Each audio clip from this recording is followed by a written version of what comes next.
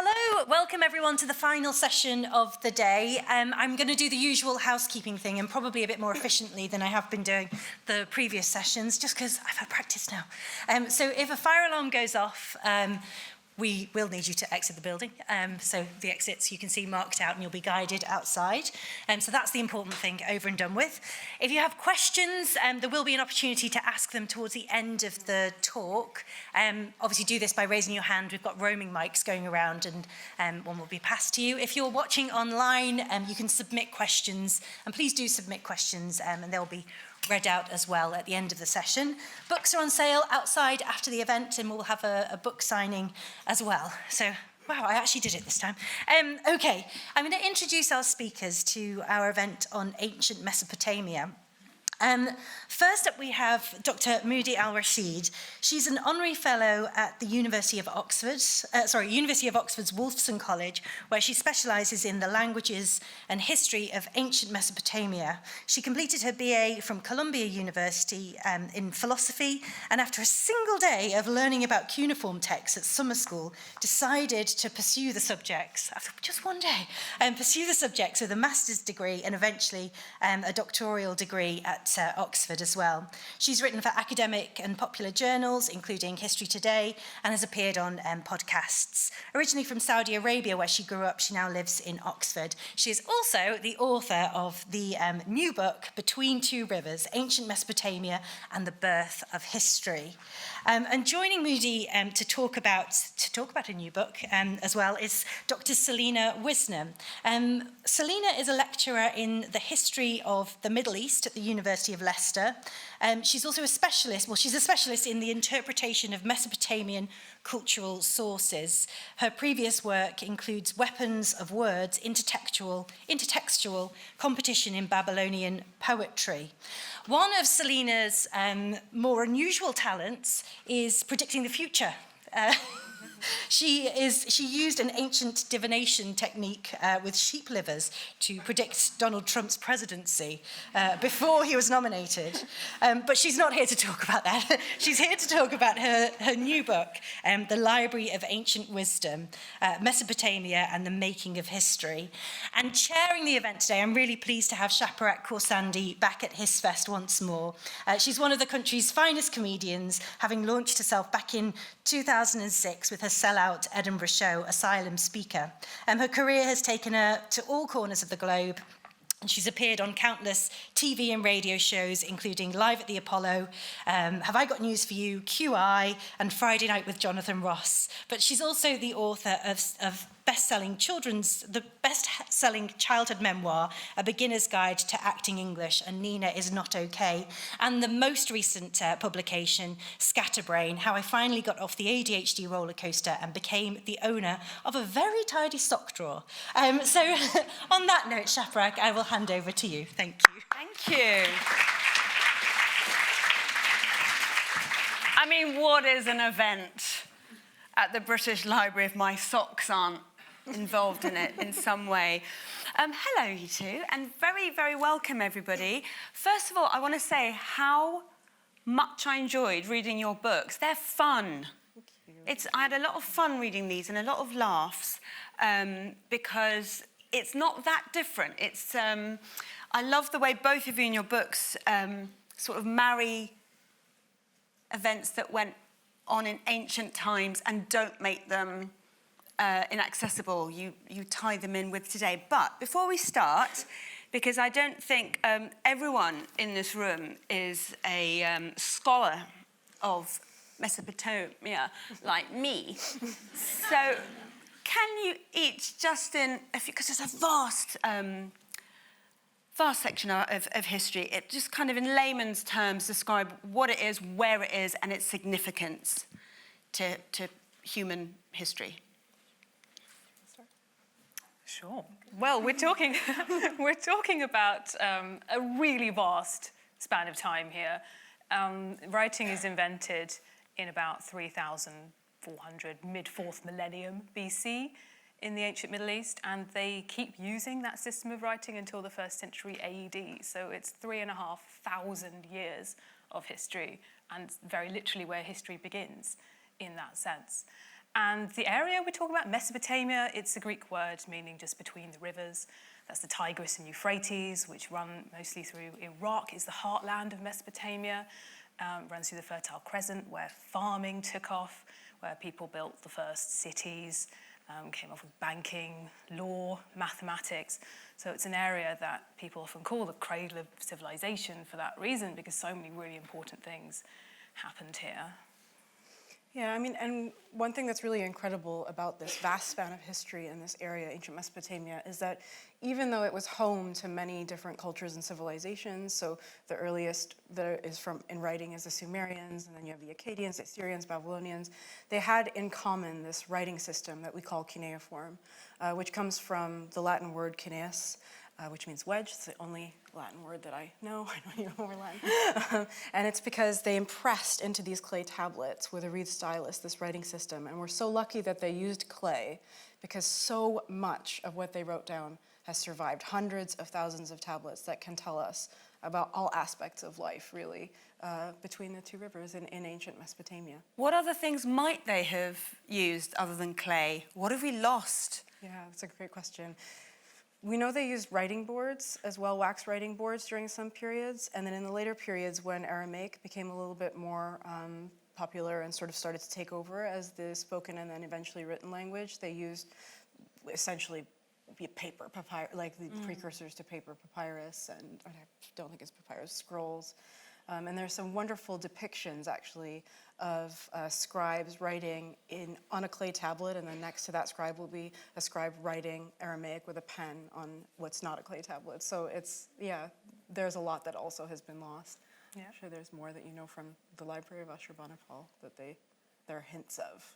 Yeah, well, the library that my book focuses on has got inventories of writing boards that are in it. So we've got lists of texts that were taken as war booty. So one of the ways that text came into this library is the Assyrian king went to war against his brother, who's the king of Babylon, and when he conquers the city, he goes and raids the houses of all of the scholars who live there and takes examples of all the texts that he doesn't have to be brought back to his library. And we've got lists of saying, oh, from so-and-so's house, I took this many writing boards on divination, this many writing boards on this subject, that subject, and the other. So even though there's 33,000 documents in this library that have survived because they were written on clay, there must have been even more on these wooden boards that have not survived.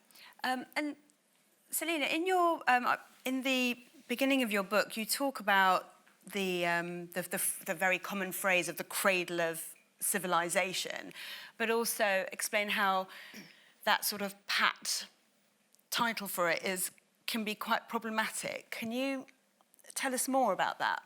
Well, it feeds into this narrative of all of our culture coming from the ancient Romans, who got it from the Greeks. And yes, there are so many things that Mesopotamia influenced in those cultures, but to call it the cradle assumes that it's primitive, that they came up with some basic ideas. The Greeks and Romans added all the really important stuff, and that's what's come down to us now. But what I find so amazing about this culture is how sophisticated it was. I mean, these people could do incredible things. They can calculate the exact movements and positions of any planet, any star, anywhere in the sky, any day, past, present, or future, to an accuracy of 4 minutes. And they had no instruments at all. They just had their bare hands to measure the sky. You know, they can do incredible things. They are empirical scientists who are looking at the world around them and making their deductions based on what they see. These are academics who are fluent in 2 dead languages, who are preserving knowledge for 1,000 years of their own history. So they came up with some really incredible things, and I think we need to remember that. So can I ask both of you as well, with regard to their sense of their own history, in Mesopotamia, what was their sense of history? What did history mean to them as far as we know? I mean, I think there are sort of 2 ways to answer that. There's what might it have meant to the person who didn't leave behind any texts for us to get a sense of how they understood it. And if you imagine the sort of landscape of what is now Iraq and Syria and the movement of people, you know, from one settlement to another, resettling in one place, building up over an existing city and new buildings, you can imagine a landscape that's sort of littered with ruins. And there are references to this in literature as well, the ruined heaps outside of the city. So ruins are really, I think, a kind of flashpoint for history. There's something really ghostly about them. I mean, many people who go to ruins feel really moved by what might have been there and that connection with the people that lived there. So I think that there's sort of that element that it was around them, that this long history was around them. And then there's also this sort of collective memory of things that happened before writing, even came about, like the idea of the flood maybe being connected with the end of the Ice Age and the water, from the coastline creeping further inward by, I think, tens of meters a year. So in a single person's lifetime, that would have been quite a terrifying sight. So you can really understand how that history makes it into oral history and eventually into writing through these kind of mythical ideas. But we also know, and I'd love to hear Selena's thoughts on this with respect to the Library of Ashurbanipal, that there was a rich, written corpus that survived. So a scribe working in 500 BCE has at their disposal documents from 2000 BCE. So there is definitely an awareness of like a long stretch of time and even a concerted effort to make copies of older things. I mean, there's so many examples of scribes making copies of ancient things, whether it's for glass making or a royal inscription, a description of something a king did. So, but yeah, I'd love to hear about Ashurbanipal. Yeah, they're really aware of how old their own history is. There are letters from scholars that say to the king, "Oh, I will go and fetch a tablet from the time of King Hammurabi, who ruled 1,000 years before Ashurbanipal." They still know about him. They still copy his laws. He was very famous for putting up a very beautiful law code, describing all kinds of different social ideas about how people should live and what they should be punished for. And they were still copying that in this library all that time later. Mm-hmm. They also know about their own literary traditions. So there are texts in the library, again, 1,000 years old, written in the now very dead language of Sumerian, that they are still reading. Excuse me, I'm fluent in Sumerian. It's a great language to be fluent in. And they're also finding stuff all the time. So Moudhy's book talks about this as well, about how the kings leave inscriptions saying all of the great things that they've done, and they bury them in the ground. And so whenever a king is renovating a temple, they're going to have to dig out the foundations, and they find this stuff. So they have the documents left by their predecessors. There's like time capsules written to the future saying, this king did this, that, and the other. And then they mention that in their own inscriptions. So they know how old their civilization is. They don't always get it right when they try to calculate exactly how old it is, which can be quite funny. They do dig up old inscriptions where you can see that, because the cuneiform writing system is in use for such a long time, the handwriting changes, if you will, so the script becomes simpler over time. And they find really, really ancient examples of the script. Can you read it? Yeah. You've got to show me later. But they don't quite see how this sign, why is this sign still related to this one? They try and reconstruct, they come up with older sign forms from their own script. Like, I imagine, what did this sign look like 3,000 years ago? And they try and draw it, and they get it wrong. But there's there was a phase in the 80s where at school you draw a whole circle instead of an eye. You would never have done that. Okay, fine. It was just, yeah, something like that. And when you taught, and then future generations might go, well, what did this mean? It just meant that I didn't really pay attention. Maybe it was the same for them too. Yeah, maybe. Yeah. Okay, so, and also you've mentioned scribes quite often. I'm curious to know that in those days, in those times, did other people write, or was writing a skill that, say, a king wouldn't bother with? Oh, well, do you want to start? Yeah, kind of both ends of the spectrum. And it depends on the period, really. So in some periods, people who needed to, for example, business people or merchants, learned just enough writing to be able to conduct their affairs or write letters back and forth. A really good example is what we call the Old Assyrian period, from about 2000 to 1600 BCE, where there was a vast trade network, and typically women in the Assyrian heartland were making textiles for export to Anatolia, which is what now Turkey, and they'd have a family member or a business partner there, sometimes a husband, sometimes a brother, that they'd send these textiles to, but they'd write to each other back and forth. So people in that era typically would learn just as much as they needed to be able to write these actually really fantastic, very human letters complaining about all kinds of things, like I'm doing too much work and I need you to come home. I'm like taking care of the kids and doing all the work and also doing all the cooking and making everyone's clothes, and our neighbor is really annoying also. So it's a wonderful insight into, you know, just people's lives. But then there are of course eras where, you know, that either that hasn't survived or maybe wasn't typically needed, so literacy might have been more restricted during those periods. And then there's of course the one king who always talks about.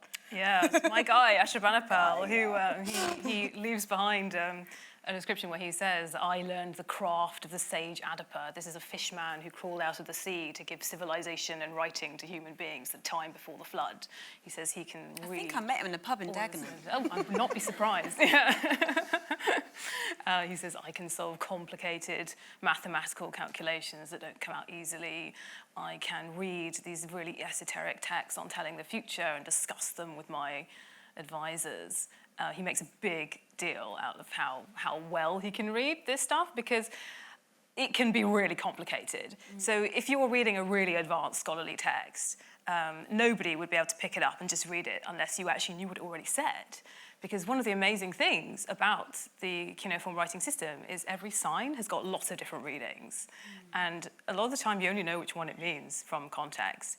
So it's the ancient equivalent of academic jargon, really. They're all these complicated words that you wouldn't know unless you had learned them. And Ashurbanipal claims that he does know them. So this is a guy who's not just going to take what his advisors say as truth. He can figure it out for himself. He can actually check what they're saying to him. Tell us about the name of your guy. Ashurbanipal, very memorable, isn't it? I can see us all leaving here today, chanting. But I was reading in your book how names back then would be entire, like almost entire sentences. Yeah. So what does that mean, his name, if you can break it down for me? Yeah, so Ashurbanipal is a kind of anglicised version of Ashurabani Apli, which means the god Ashur is the creator of the heir to the throne, which is quite a good name if you're a king. And his advisors, they've also got similarly suck-up kind of names, actually, like Adad Shumu Utsur means the storm god, protect the name of the king, things like that. So, yeah, they encapsulate little sentences, little things of meaning. One thing I'm really curious about with both of you as well is how do you go about your research in terms of, is it just a case of reading all these ancient texts? Like you mentioned that the symbols can be, you know, like academic writing. So how do you begin to navigate the words, obviously, but also the archaeologists' findings? How do you do your research? That would have just been a simpler way to ask. How do you do it? That's a great question. I don't always know. I'm actually really glad you said that you can't just pick up a tablet and read it, because I do tell people that all the time, and then I feel, is that just me? Am I the only one who can't pick up a tablet and read it? But as Selena said, you know, every sign can have multiple meanings, and this is a kind of a feature of the writing system as it develops to record more than one completely unrelated languages. But I mean, in my case, I typically just read stuff that's already been translated by someone else so that I can analyze. I do history of science outside of writing, so. Just for fun. Yeah, just, you know, as one does, right? Like you do Sumerian and, you know, met the sage in the pub. Everyone's kind of got their gig. Table tennis. Yeah. So, and then you sort of analyze what do these texts say about the people that are writing them? What, you know, technology did they use to make these observations? Math, for the most part. And what was their understanding of the world? How do they make sense of the same things that we make sense of? How is that different? But there are a lot of layers of research that are available to somebody who's interested in the field. If you're really into languages, you can get really into languages. If you're not so into languages, there's archaeology, which is, you know, there are so many different fields of archaeology that you can get into that will illuminate the history of ancient Mesopotamia and so on. But every kind of scholar has their own way of going about it, I'd say. Yeah, I like to describe reading cuneiform as a bit like playing with a slot machine. Just as addictive, obviously. But with the fact that every sign has got lots of different meanings to it, how does it actually work? Well, okay, if I'm reading a text, I've got all the meanings of one sign spinning around in my head, all the meanings of the next sign spinning around, and the third one, and they all spin until they sort of click into a word that makes sense, which sounds crazy, but actually it's easier than it sounds once you know a bit more what to expect. When was the big moment? Was there a big moment in our more, recent history where we went, oh my God, we've found all this stuff? When did we start to really, well, not we, you guys. Oh, that's the 19th century when the Library of Ashurbanipal is found. I think that is the moment where suddenly people come face to face with a huge pile of cuneiform tablets. Where was that exactly? It was, sorry? Where was it exactly? So, yeah, it's in Nineveh, which is modern-day Mosul. There's this big grassy hill just on the outskirts of the city in the suburbs now, where they started digging, and they found the palaces of the Assyrian kings. And then they found this chamber, which they called the Chamber of Records, where it was guarded by fish-headed deities, and inside this gigantic pile of tablets. And at that point, people had seen cuneiform before. They'd seen it on the walls of the palaces, or the odd tablet had made its way back to Europe. But never before had they had so much material to work with. So in order to decipher a language, you have to have a lot of data. Otherwise, you could just be making it up, right? And now they know, OK, we have a chance of doing this. And they sent it all back to the British Museum in London, where people were working on the decipherment effort. And that was the real breakthrough. Like, they knew that it was going to contain something important. Up until that point, people had heard of the Assyrians, say, through the Bible. They're mentioned there. But now it was possible to actually hear the same stories from the other side and see this era's history in its own words, which was incredibly exciting.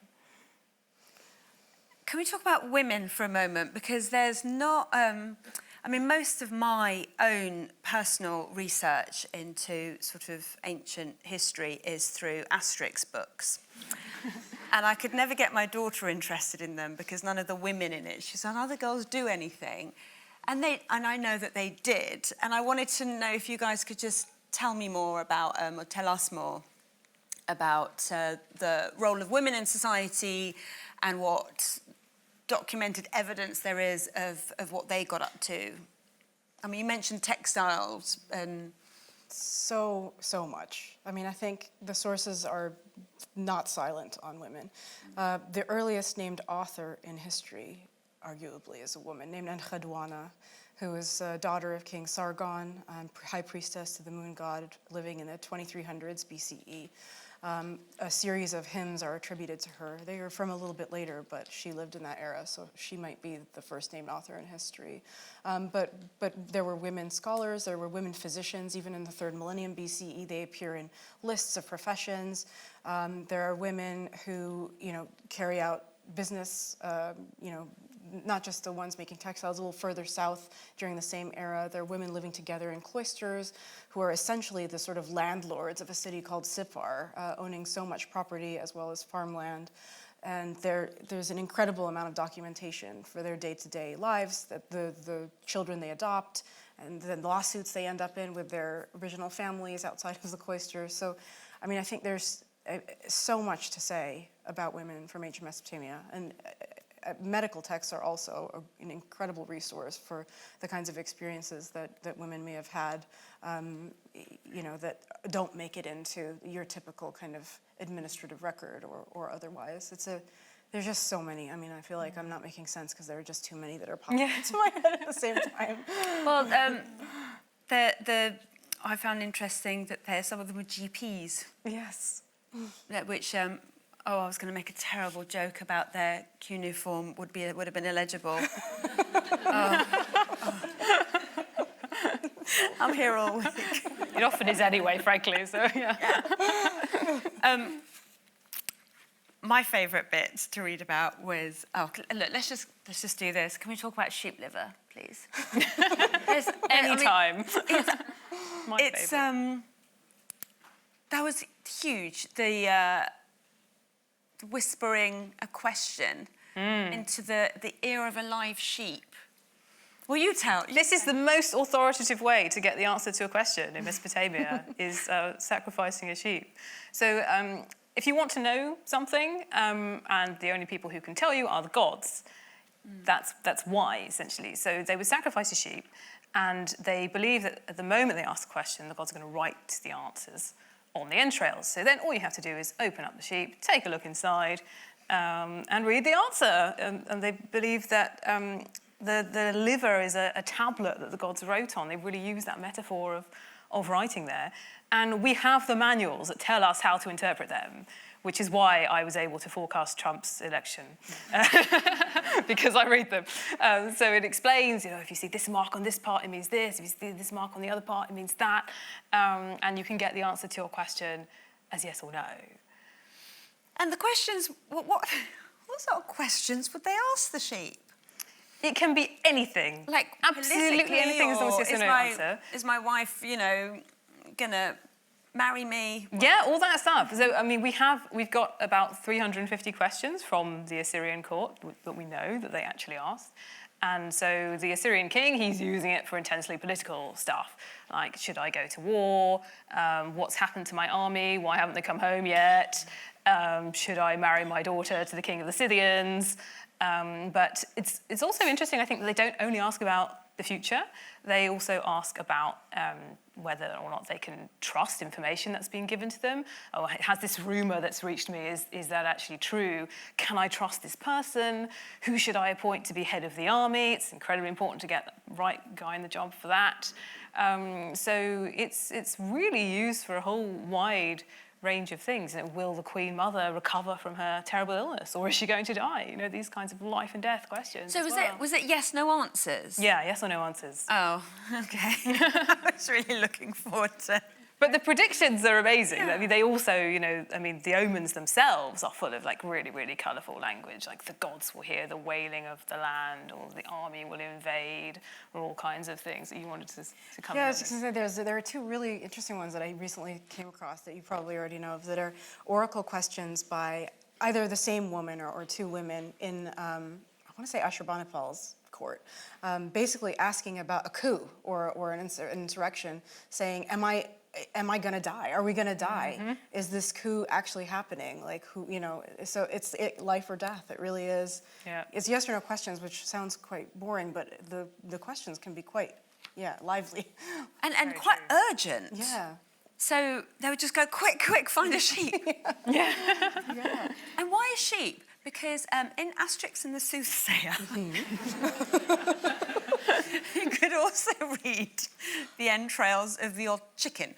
Was it specifically sheep because that's what they had around? There wasn't like a big cow that they would get more information from?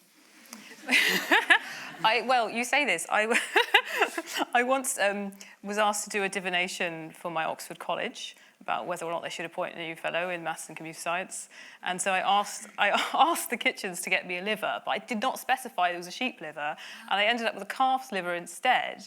And there was nothing on it. It was really boring. Idiots. Yeah, there was nothing to see here. So I think there is something about the anatomy of the sheep that means it's quite interesting. There's lots of different marks that can appear. There's lots of specific creases, lots of bits sticking out, and everything that make it quite good for that.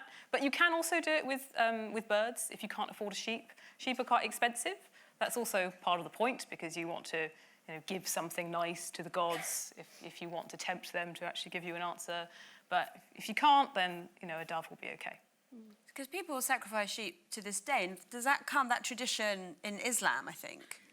Does that come from the same roots? Because I was reading about the laments when a city is destroyed, and then they have basically professional mourners, and that really struck me because my country of origin is Iran, and when I was a kid, the whole idea of professional mourners seemed really strange, but now I understand that it comes from that part, and it was almost like a theatrical sort of event. Can you tell me more about any sort of traditions in that culture that we kind of have today but might not necessarily know that they're that old? know, actually.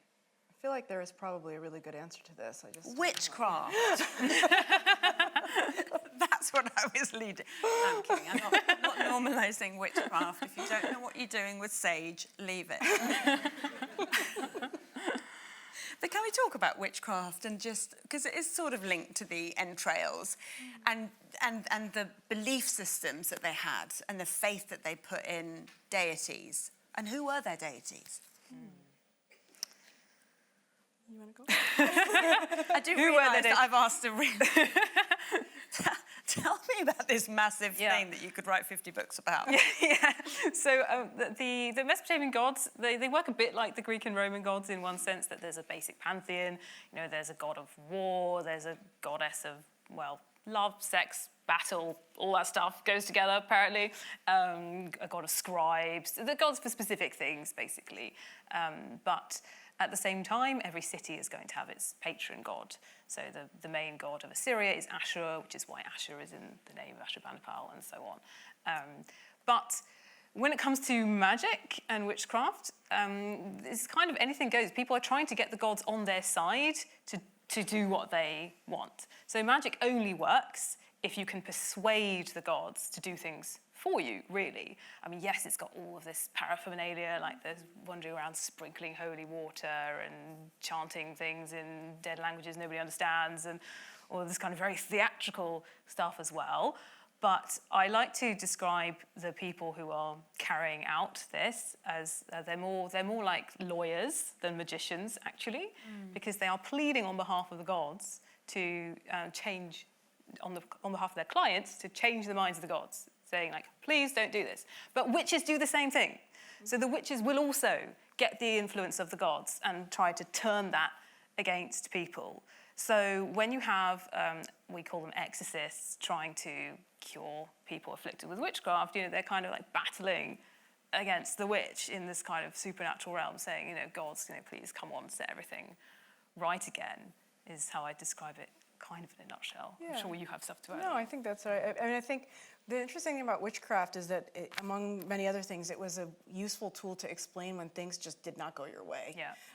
And a lot of medical texts, really interestingly, combine a host of symptoms that read a lot like anxiety today. You know, heart problems, loss of appetite, unable to sleep, feeling down, and also, like, my wife left me, I lost all my money, and it's because of a witch.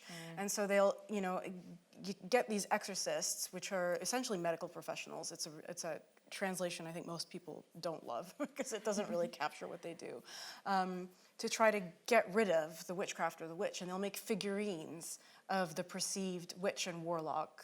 So there's sort of multiple ways to kind of understand it, and destroy them in a fire or break them and do all these rituals to just try to break the spell, so to speak. So it was a really interesting part of the explanations that they had for when stuff just didn't go your way. And those explanations also included the gods not being super happy with you. So anger of the gods was a cause of depression, for example. Or particular demons who exist solely to wreak havoc on a particular aspect of life. So I think that witchcraft is really interesting to me because it's a way they made sense of misfortune. And as well as a way of helping us understand how they thought they could maybe have a little bit more control over events. Yeah, because some of their relationship seems quite transactional. You know, if you do this for me, I'll do this for you. And also, I was really struck by how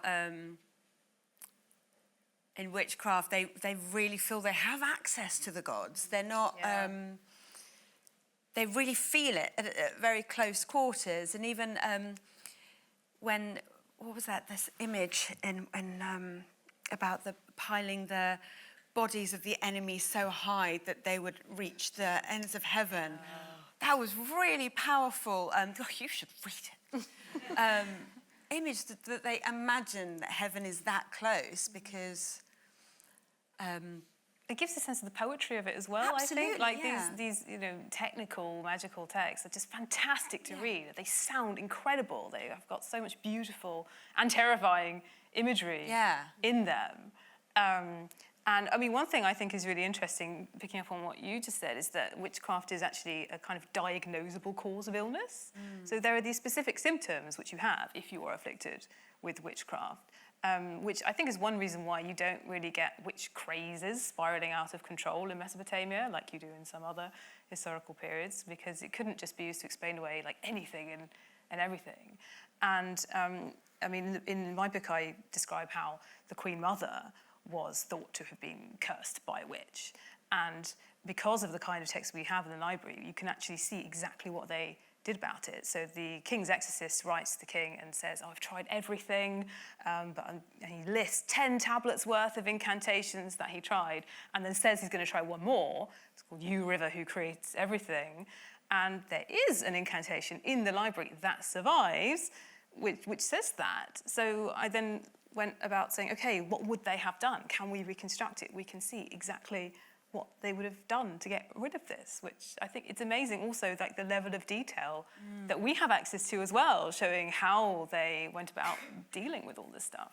Yeah, and you mentioned, like, you know, what's caused the depression, which god have you angered? And it's really interesting to read their thoughts and documentation on mental health stuff, which, you know, I just always thought was something that, you know, Gen X invented. Kidding. But what I really want to talk about, can we talk about Cyrus now? Sure. I love, because, you know, I'm Iranian and we really dig Cyrus. And that's my favourite, my favourite cylinder is the Cyrus cylinder. Can you tell us more about how impactful a sort of political document like that would have been at the time? It's a great question, because it's unclear who exactly it might have been for, right? And it's royal inscriptions, so inscriptions that are commissioned or drafted, I mean, probably commissioned by kings to record stuff they did. They're sort of really tactical about what they leave in and what they leave out. So they're a really difficult source of actual events. And the way that Cyrus portrays the last Babylonian king, who he sort of took Babylon from, Nabonidus, who I have a soft spot for. It just, Yes, I gathered that, yeah. It makes, Crush. 100%. Your guy.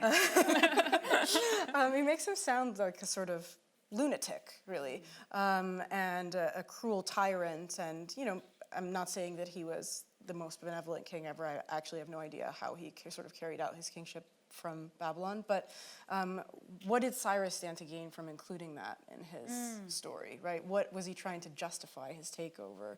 And to what degree did that takeover shift, you know, life for the typical Babylonian? It's really hard to tell from that document itself, as incredible as that document is, and so beautifully preserved as well. It's a striking cylinder shape covered in beautiful cuneiform document. And it's one of these time capsules that's left from them to us. Like, actually, this thing would have been buried in the foundations of a building, and is maybe a message as much to the gods as much as to people who would dig it up thousands of years later, like us. I think another really interesting thing about it is it shows just how much all the traditions in Mesopotamia carried on, because we have foundation documents like this from way back in Mesopotamian history. And Cyrus is a Persian king. He's coming from a completely different culture in many ways, and yet he's also doing this. He's showing, you know, I'm going to do things the Babylonian way. So he's putting a kind of, that's all part of his spin of saying that he's the legitimate king of Babylon as well, I think. Yeah, because it's, you know, it's been said that it's the first declaration of human rights. Would you agree with that? Or is it more in his own favour? Well, Yeah. it's actually quite, so one of the things is that when a new Mesopotamian king comes to the throne, they like to cancel debts. Right. And this is a very common thing. So Cyrus is not the first person Oh. to do that. You know, break my often heart. when Mesopotamian kings come to the throne, like, oh yes, you know, people can be set free. I mean, which is actually kind of a disturbing thing about the nature of the economy in Mesopotamia, is that sometimes these edicts had to be, you had to periodically set slaves free, because otherwise too many people would be enslaved, which is horrific. But so he's acting along line traditions of kings who are doing It's this. really tiny, the Cyrus cylinder. I don't know how you guys read that. I mean, it's so small. What else do we have to find, do you think? Do you think there's more? So much more. Much more. Yeah, so much more. I mean, there's so many mounds still in Iraq that are just undisturbed. Who knows what's beneath them? And there aren't that many Assyriologists. Yeah. Just a few weeks ago, the British Museum declared that they discovered a huge cache of tablets in the Sumerian city that they are excavating right now. Like a year or two ago, somebody told me in the back of a taxi that they found a diviner's library in Nineveh, somewhere near the library that I've written about. And we're still waiting for people to publish those texts because, as Moudhy says, there are hardly any of us who can read them. So I love that detail that you're in the back of a taxi when you heard. this is how Assyriological gossip spreads. Yeah.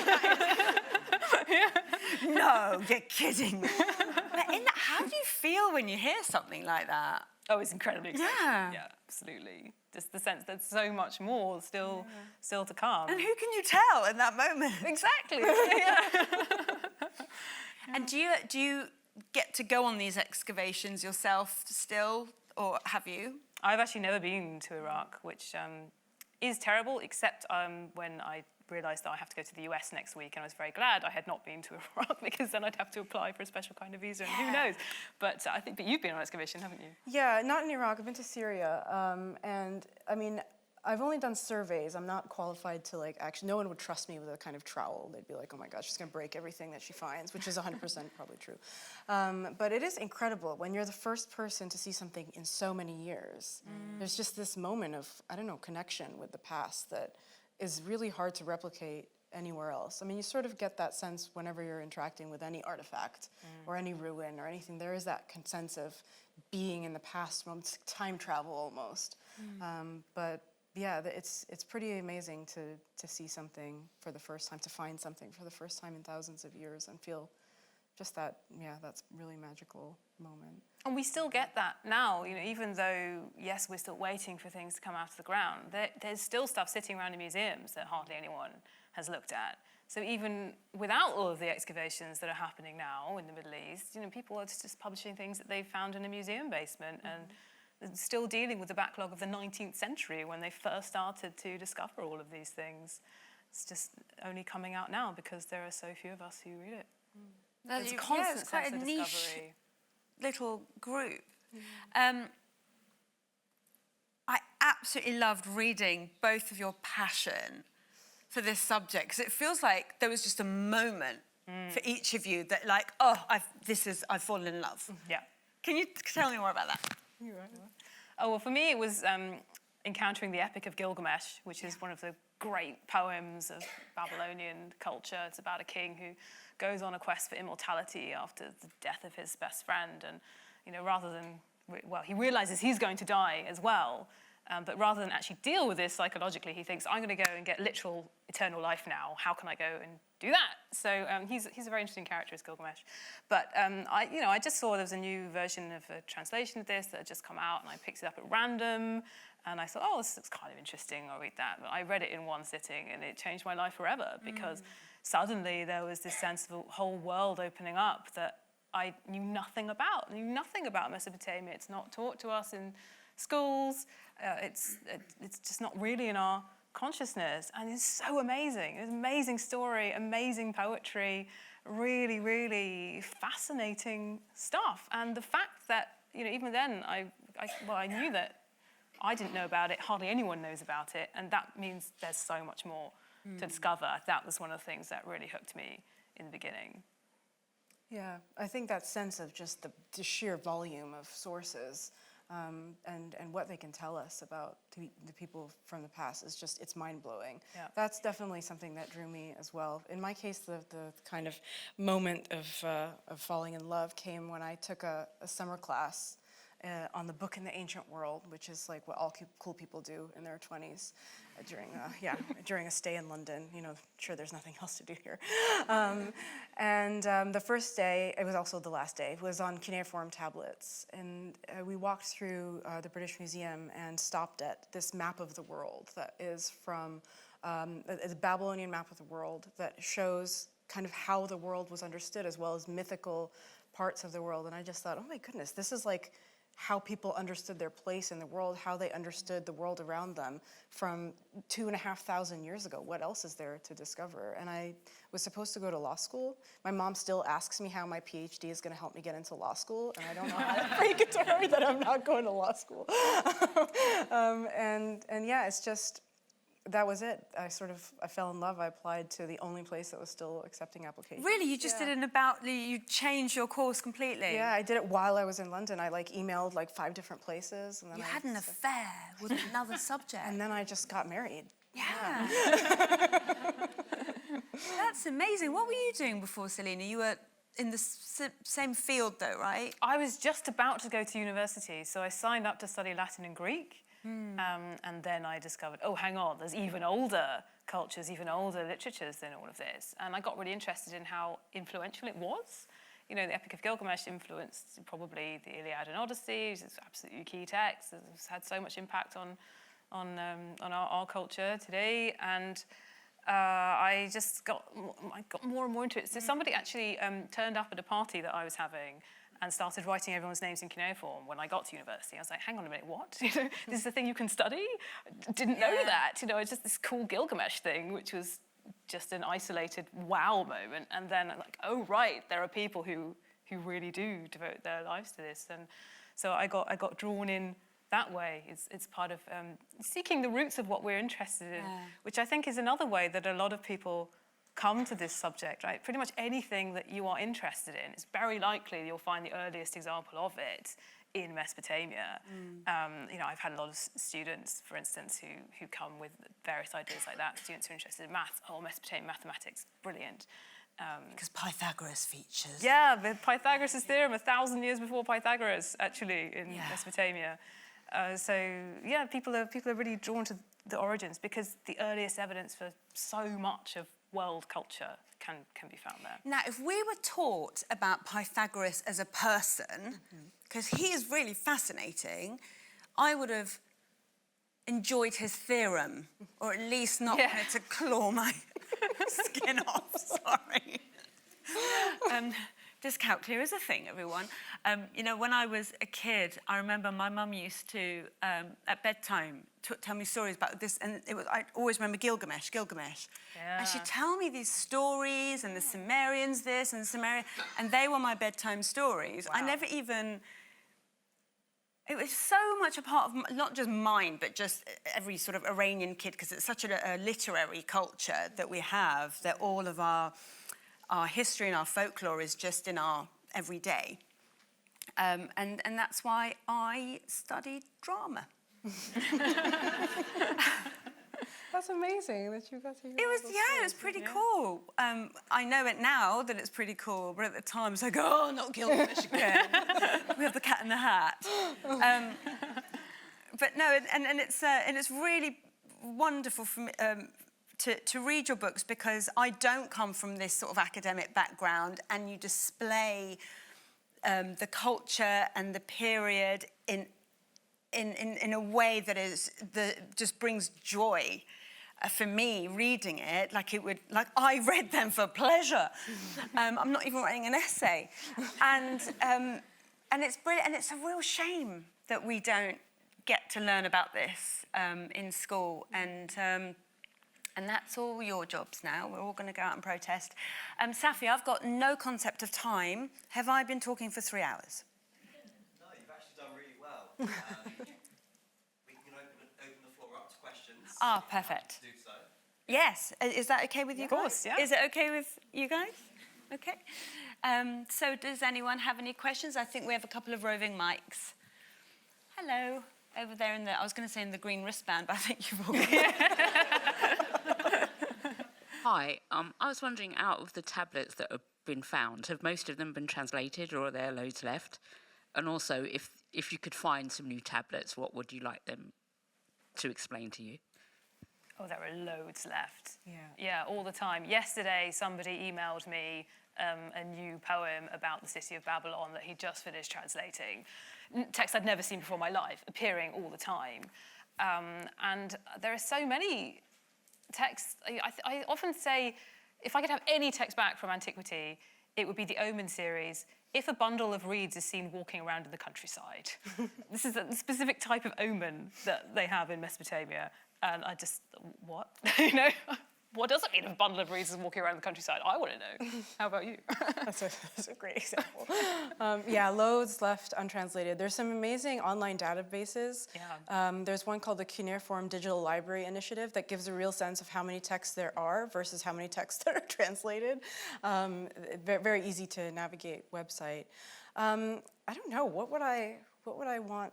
I would want someone to tell me how they understood the body. I mean, we have all these indirect sources about medical problems, so when things go wrong, but nothing that tells us really how they understood the body when it was just, doing its thing normally. So whatever that even means. So I'd love to have something like that from the ancient world. There's so much in Mesopotamia that they don't write down. It's a great paradox, right? This is like where they invent writing, and we've got so many written sources, but actually they didn't write everything down, and so much of it they would have discussed amongst themselves. And that's one of the things that makes me so excited about this field, because it means that there's so much for us to figure out as well. You've got to read between the lines sometimes, but that also means there's a lot that I would want to ask a Babylonian diviner if I ever got to meet one, that's for sure.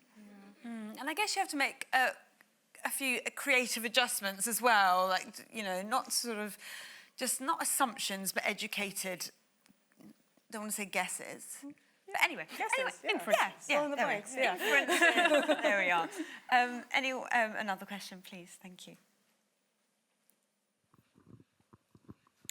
Yes. Hi there. When it came to various omens and sacrifices and things like that, particularly answers from the gods and whatnot, were they always taken at face value, or was there always a sense of, are the gods lying to me for some reason or other? Oh, that's an excellent question. I don't think they think the gods lie to them, but human beings can get it wrong. So there are omens that say it's the fault of the diviner if they get the wrong answer, for instance. Yeah, you can really imagine how high the stakes are if you do get it wrong. It's like, should we go to war? Yes, and then it doesn't go well. That's not really great for the diviner. But there are also kings like Nabonidus, just going back to him, who don't get the answer they want and then ask for another divination and another divination and another one until they finally get the answer they want. And then, so there is definitely human element. They can keep on trying. Yeah. but at the same time, they go to great lengths to make sure that they've got it right. So I don't think these people can really just tell the king what they think he wants to hear. So when you're sacrificing a sheep, you're never allowed to do it on your own. There's always at least one other person there. And one of the great moments I had recently when I was reading one of those is you get to the end and it says, and so pointed out, added one more negative omen that the other guy had missed, even though the other guy was chief of the diviners, right? So there's maybe a kind of peer review system in place even where they, it's got to be right, it's got to be checked. We want to make sure they're getting the right answer from the gods. Thank you for your great question. Now there's a couple more. I'll come to you next, but may we have one from online? Yeah, I'll throw two at the same time for you. The first one is, what do you think are the biggest misconceptions about ancient Mesopotamia? And the second one, someone's asking for the best print translation sources that are available to the public for any of the translations that you guys have spoken about today. Oh, that's a good question. You want to go first? I already forgot the first one. Yeah. Sorry. The biggest misconceptions, do you think? That's a great question. I think the biggest misconception is that there isn't anything from Mesopotamia or anything that happened there. I used to tell people that I studied medical texts from ancient Mesopotamia, they were like, "Oh, are there any medical texts?" And it's like, there are literally thousands of them. Just the kind of misconception that nothing really happened east of Greece and Rome. I think that would be, for me, the most frustrating one that I really want to redress. Yeah, or if people have heard anything about it, they assume it's all a bunch of receipts, and that's all. Which is why I've written about this library instead, right? No, we've got poetry, we've got medicine, we've got magic, we've got just the most incredible stuff. A very human, very advanced, very sophisticated culture here as well. Absolutely, yeah. And then translation. And the best modern translations available that the public could read. I would actually recommend online ones. Yeah. So there's a website called Electronic Babylonian Library where they are constantly updating. They're gradually adding more and more text to it. This is mainly literature, but eventually they will also get around to doing more divination and medical text and everything. And what's great about this project is that it can be updated in real time because, of course, we're writing on tablets. So if a tablet falls off a library shelf or accidentally gets in the way of an archaeologist's spade, it's going to break. So we don't have all the bits of it. And that means the translations have to constantly be updated because somebody will find in a box at the back of a museum, another piece that gives us the end of this line.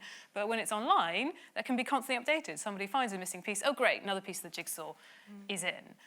So that's a great place to go, I think. But there are loads of great print translations as well. Yeah, I would add to that, it's a really cumbersome title, but it's a worthwhile website, the Open Richly Annotated Cuneiform Corpus, or ORAC, because there are so many different projects plugged on that website where you can just go and read the, text from the Library of Ashurbanipal, letters between great powers in the 14th century BCE, love poems, astronomical tablets that tell you that Halley's Comet was viewed on a particular day. So it's a really accessible, all free to use resource. But I know we've talked about Gilgamesh a lot, and I would be remiss if I didn't recommend Sophus Helle's Gilgamesh translation. That's a really beautiful translation of Gilgamesh. And he has also done Enchedwana too. Two beautiful print translations. Yeah. Or there's another good book, it's called Before the Muses by Benjamin Foster, which is an anthology of like 1,000 pages worth of highlights from all of Akkadian literature. So that's also a really good one. If you just want to have it all in one book, go there. A great one. Thank you. Now, a person over there had a question. Yes, hi, this is Akshay. Thank you for the talk. I actually had a couple of questions, if this works. First, basically, Mesopotamia is considered to be in the sense where you had the first major urban settlements. So if you could speak more about how this came about. Also, I'd read a bit about Göbekli Tepe earlier, so basically these early sites where this came about and what caused this transition into urban settlements, that would be great. Also, second question was basically if you could, since you talked about the Assyrians and stuff, could you also speak about another, I would say, victim of Assyrian conquest, the Mitanni kingdom, and about their culture, because I'd read about the Dey culture actually, even though they spoke this Hurrian language, was also having basically influence of the Indo-Aryan languages. So there was supposedly some migration of a branch there. So it would be great to hear more. Thank you. Thank you. Great questions. Well, this is someone who knows that Mesopotamia has more than receipts, definitely. So thank you.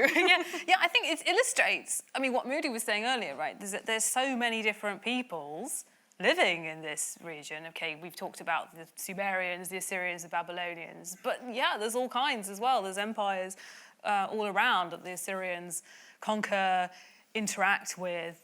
I don't know that much about Mitanni, but Hurrian is one of the underrated languages, right? It's going to be one of the main transmission routes, probably, of all of these stories between Mesopotamia and Greece, because it goes through modern-day Turkey. So it's a lot more important than we give it credit for. I think there's even fewer people in the world who read Hurrian than who read cuneiform, though. Yeah, and to tackle the question about the first cities, I think it's kind of the landscape in ancient Iraq and southern Iraq into the 4000s BCE starts to really change. You get a draining of the landscape that makes it possible for people to settle in one place and not worry too much about it being then flooded sort of the following year. That's attested in archaeological evidence. There's about 10 settlements from the period just before writing gets developed, and then from the period where writing gets developed and sort of the decades before it, there are about 100 settlements that have been uncovered. So you can really see that people are starting to settle in one place and cities are starting to build up. But I think it's a real interesting interaction between the landscape being a little bit more friendly to settlement as well as to farming, the really rich soil, and new farming methods being developed that make it possible to have surplus agriculture, in other words, just like more food than you need. A combination of that with people coming together to kind of enjoy the fruits of that, and then the administrative structures that rise up and make it a little bit more possible to live together in an urban settlement. But it's a really interesting question, and I think it's being revised. I think Uruk was always thought of as the first city, but I think there's new evidence of other settlements a little bit further north that might dethrone Uruk, not as a birthplace of writing, but of other things. So great question. Any more? Yes, over there in the chair.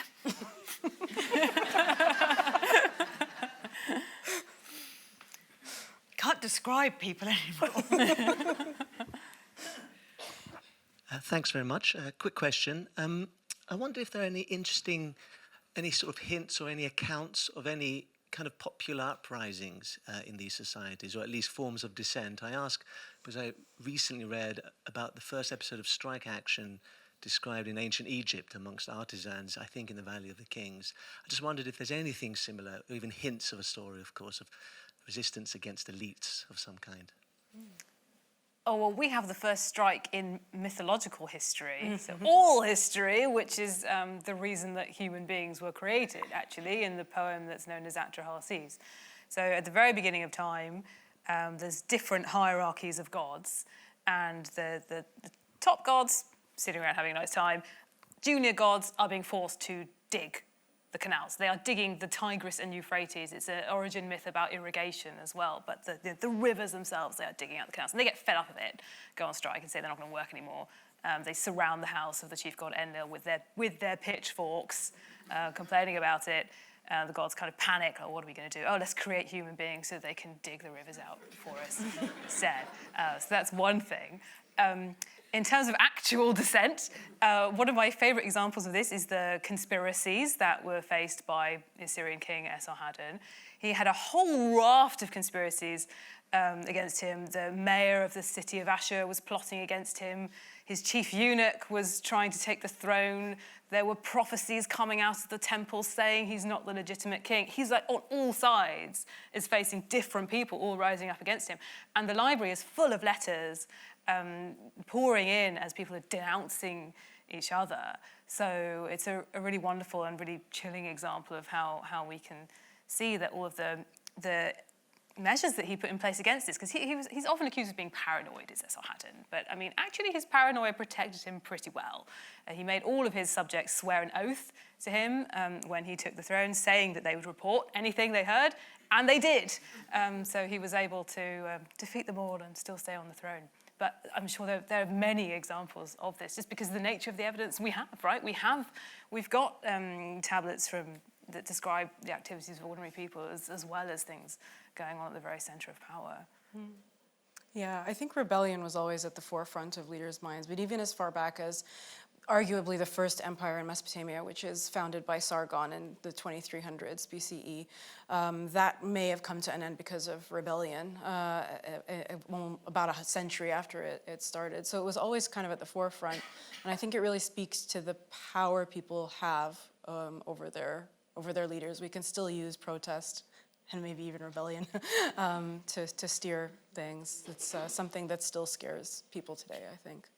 It's a very common prediction in the omens, actually, rebellion, rebellion, rebellion. So the leaders are clearly worried enough about it to go on about it all the time. Mm-hmm. I mean, what else would we do as human beings? Well, yeah. That's what we do. I've just realised, Safi, there's a massive clock just here. This whole time, I'm like, wow. And then there's numbers. We have time for 1.5 more questions.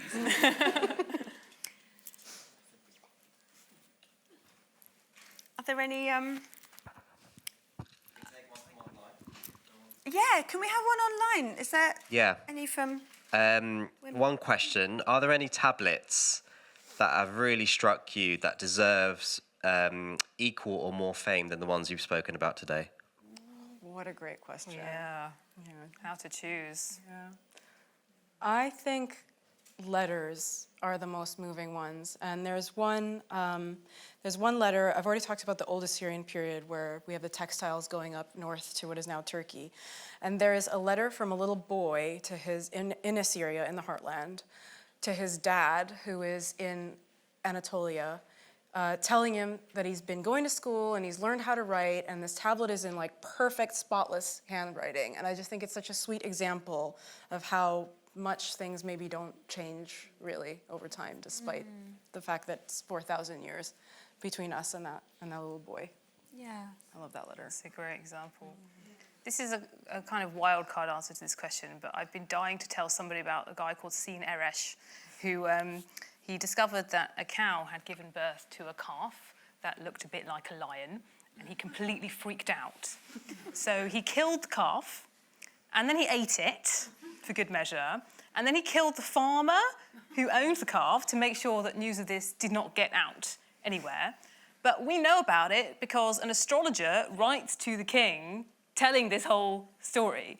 And you read this, you think, what on earth are they talking about, right? But this goes to show how seriously they take omens in Mesopotamia, because a cow that gives birth to something that looks a bit like a lion means disaster for the land, probably. And the Assyrian king's job is to watch out for anything weird that happens in his lands, and that's quite a strange thing to happen.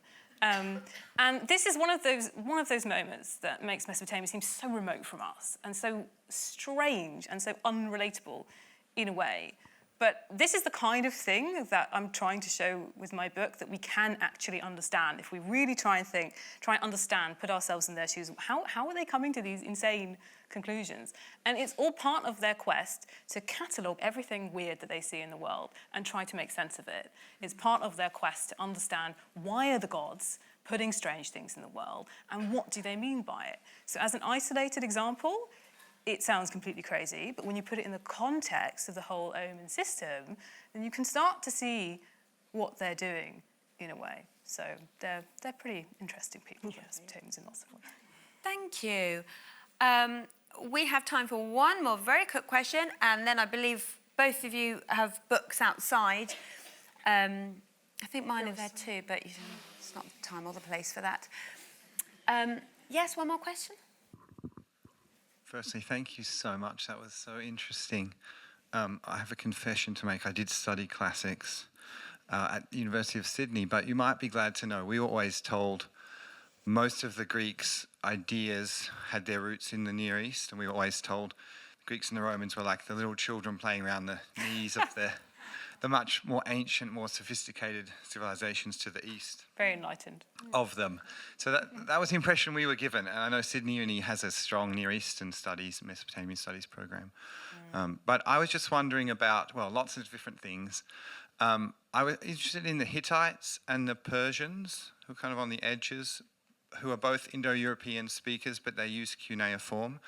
And I was wondering, do you know when and why they took on cuneiform? Did they have older writing systems of their own that then they discarded because cuneiform was more important in their regions? Or do you know about how they took on cuneiform?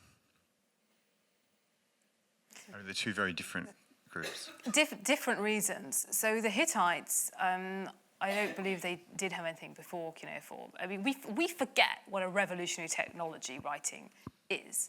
It's only been invented 4 times independently in all of human history.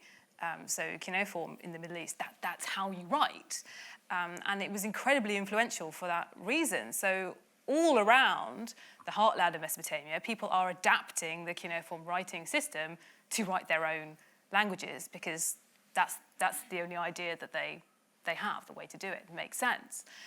In the case of Persia, it's slightly different, because Darius actually asks his scholars to invent a writing system based on cuneiform quite late on in their history. So the Persians, they're already writing Aramaic on scrolls, like Moudhy mentioned earlier. But when there comes a point where Darius wants to put up monumental inscriptions on the sides of cliffs that look very, very impressive, and he wants to do this in cuneiform, because such is the prestige of this writing system by this time. People have been using it for thousands of years already. It is the writing system of kings, of power, and that's how you show your claim to prestige and power in the Near East at this time. I think it's a great question because it kind of brings us full circle back to this idea of what people thought about history and their awareness of their long history, and how something that's older is more authentic, more important, more legitimate, lends legitimacy to a king or to their ideology. And cuneiform, as Selena said, was that writing system. It was thousands of years old, and it was adaptable. So, I mean, it went on to write more than 10 languages, I think. So, yeah, it's a great question. And the fact that it was spread so far and wide is really a testament to it. Thank you so much. Thank you so much for your questions. Thank you for coming. And please give a round of applause to Selena and Moudhy.